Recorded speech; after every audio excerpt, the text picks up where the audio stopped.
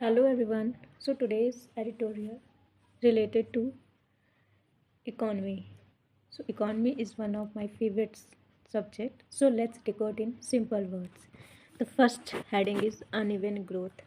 Uneven growth means अगर किसी देश में uneven growth है इट्स मीन वो सिचुएशन अच्छी नहीं है, मतलब वो स्मूथ लेवल पे नहीं है, अनफेयर है, रेगुलर नहीं है, नॉट इक्वली बैलेंस्ड नहीं है.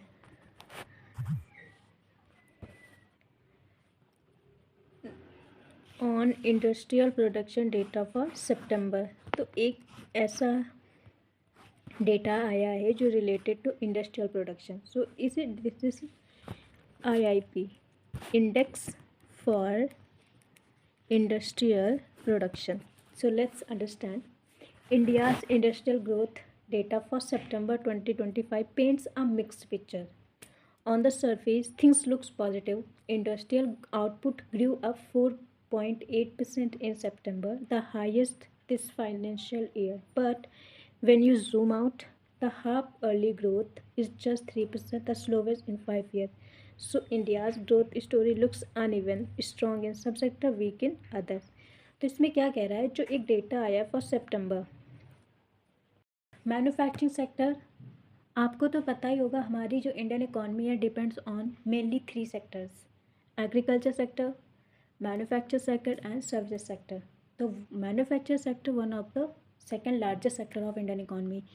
The manufacturing sector showed some strength, growing by 4.1% in April-September 2025 period. April to September मतलब 2 quarters. 1 quarter is equal to 3 months and 2 quarters is equal to 6 months. The manufacture showed some strength, मतलब manufacture sector में कितनी growth देखी जा सकती है, 4.1% in April September 2025 period. But not all industries are share this success.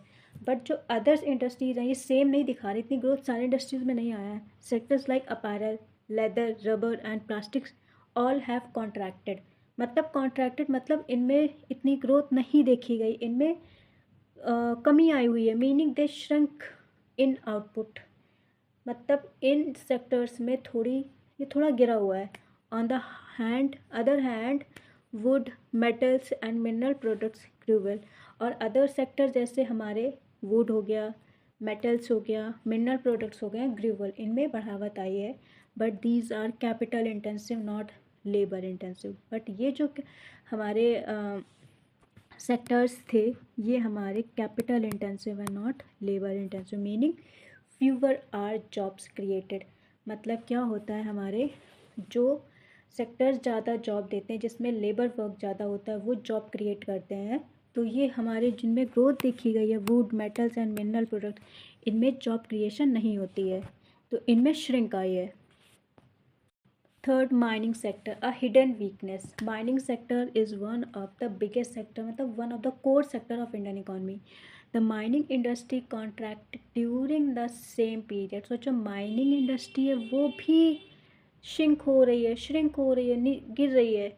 While the monsoon season is partly to blame, the decline still show a deeper problem. मतलब ये कह रहा है इसमें कि जो इसका पूरा ब्लेम किस पे जा रहा है, मानसून पे, कि मानसून की वजह से माइनिंग सेक्टर में डिक्लाइन आ रही है. But the picture is different. Strengthening mining is important for India's energy and mineral security, which support long-term industrial growth. Next is consumer spending demand is falling. Another concern is the consumer non-durable sector, which include daily use goods like salt, oils, and packaged items. So, what is the non-durable sector? Includes the companies that produce goods with a short lifespan in typically consume और used in less than 3 years. जब वो products जिनकी life time कम होती है less than 3 years, just like salt हो गया, oil हो गया और packaged item. So it has shrunk for 6 straight quarters. सोचो इन प्रोडक्ट्स में भी गिरावट आई है. स्ट्रेट 6 क्वार्टर्स मीन्स लगातार 18 महीनों में. That means people are cutting back even on small purchases. इसका ये मतलब है कि लोग छोटी स्मॉल चीज़ों को भी खरीदने से कट रहे हैं. A clear sign of economic stress. ये एक ऐसा साइन दर्शाता है, clear sign of economic stress. So what is a economic stress? It mean a state of financial strain experienced by an individual, family, or entire economy caused by adverse financial condition or lack of resources. uneven growth, the growth which is unbalanced. The data shows that growth is not broad based. जब हमारी growth broad based होती है इसका मतलब सारे sectors में growth हो रही होती है. इट्स हैपनिंग इन सेलेक्ट, ये कुछ जगहों पे तो हो रही, कुछ सेक्टर्स में. Capital heavy industries, capital heavy industries वो इंडस्ट्रीज़ होती हैं जो मशीन इंटेंसिव होती हैं या इन्वेस्टमेंट इंटेंसिव होती हैं. और labour driven ones lag behind, मतलब लेबर ड्रिवन जहाँ पे काम होता है, जो इंडस्ट्रीज़ जॉब क्रिएट करती हैं वहाँ पे सेक्टर्स में कमी देखी जा रही है. Such imbalance make overall growth fragile and limits improvement in people's living standard. सोचो, ब्रॉड बेस्ड जो हमारी ग्रोथ होती है उसमें क्या होता है, जो कैपिटल हैवी इंडस्ट्रीज़ हैं वो राइज कर रही हैं, उनमें ग्रोथ देखी जा रही है. बट जो लेबर ड्रिवन इंडस्ट्रीज़ हैं वो लैग बिहाइंड, वो नीचे गिर रहे हैं, उनमें गिरावट देखी जा रही है.